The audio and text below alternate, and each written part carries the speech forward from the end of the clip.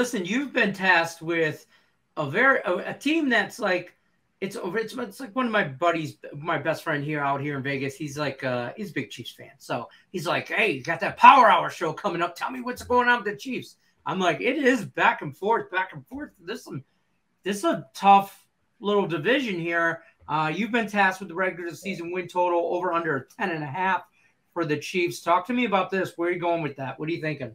Yeah, well, it's just like last week. I had the Colts last week, and as we talked, that we were kind of fell right around that Right number. there, yeah. And this is 10.5, and this is a low number. If you think for the Chiefs, they've hit the over 4 of the last 5 years. They didn't hit it last year, but they did have 12 wins last year. They lost it by a half.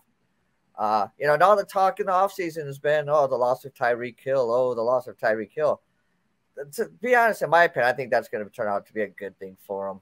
I mean, if you remember last year, the first half of the season, the Chiefs team really struggled because the other teams basically came up with a defense to take away the deep ball. And it took Mahomes time to kind of figure things out. And now you look at what they've done to replace Hill.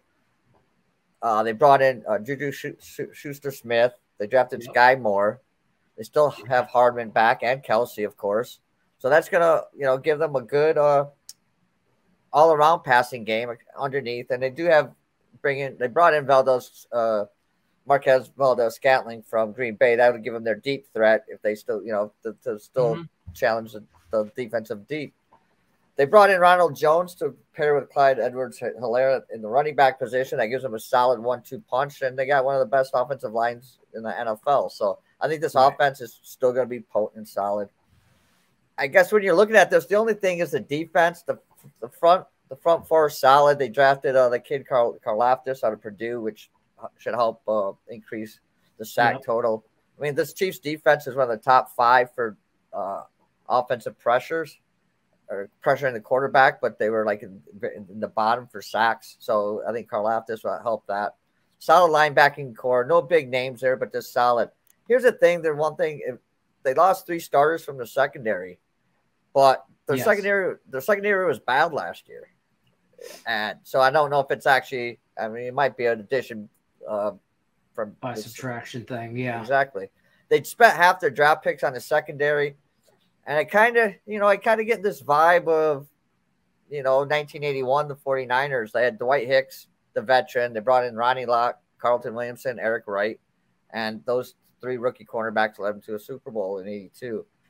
So, I got a strong feeling there. The only thing about this is the schedule. I mean, it's tough. Right. That you got their conference, Denver, LA Chargers, and Vegas. Right. You're thinking probably 3-3. I'm looking at 4-2. I'm not sold on how that Russell Wilson is going to make a huge impact in Denver. Right. They got away games at Arizona, at Indy, at San Francisco. But San Francisco was playing Trey Lance, Cincinnati, Houston, and Tampa Bay. I see them winning at Arizona, at Indy, San Francisco, Houston. I see them beating Cincy. If you remember, they were up 21-3 over Cincy at the half in the AFC Championship game before they fell apart. Yeah. So, I mean, they should be able to win that one. So I'm looking at 5-1. Okay. And then at home, they got Buffalo, Tennessee, Jacksonville, and the Rams. They'll beat Jacksonville. I think they'll beat Tennessee at home. Then the Rams and Buffalo are toss-up. So I'm sitting there right at this 11, 12, 10 number. So it's a toss-up, but I got to go. Right there. Mahomes has averaged over 12 wins a season, and those are only in 16-game seasons. So I'm going to put my money on Mahomes and this offense, and I'm going to take the over. I don't hate. I think they can – listen, last year they had 12 wins. The division got – excuse me, I knew I was going to sneeze. The division's tough. I mean, arguably between the Chargers, Raiders, the Chargers and the Raiders are like just bang, bang, bang, bang, just trying to chip away at the Chiefs. Yes, they got rid of that big receiver, but they added, Juju Smith, I think is a great addition.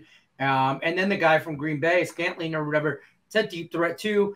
you still I still like that offense. I just do. And I think they can get to 11 wins here, 12, maybe a repeat of last year of a 12-5, maybe an 11-6, but the over 10.5, I think that's going to be okay right there. You know what I mean? So I appreciate you, Dan Kaiser stopping by. Dan Campbell, he's the coach of the Lions. But tell us what you got going on over at picksandparlays.net. Yeah, well, basically, it's baseball heavy. Right now, I'm on a nice run. I'm 34-15 in the last 49 in Major League Baseball. So, to be honest, I don't do any preseason NFL stuff. Might as well go back high school games. Right. So I'm just getting right. So it's gonna be baseball until college football starts, and it's gonna be college football, NFL, and baseball. So. Okay. All right, cool. Sounds good. I appreciate you stopping by there, Dan. We'll see you on the next Power Hour. Till then, everybody, don't forget to hit that like, subscribe, and ring the bell for notifications. We're going to take on out of here. We appreciate everyone stopping by. Till then, you know the drill. Good luck, unless you're against me.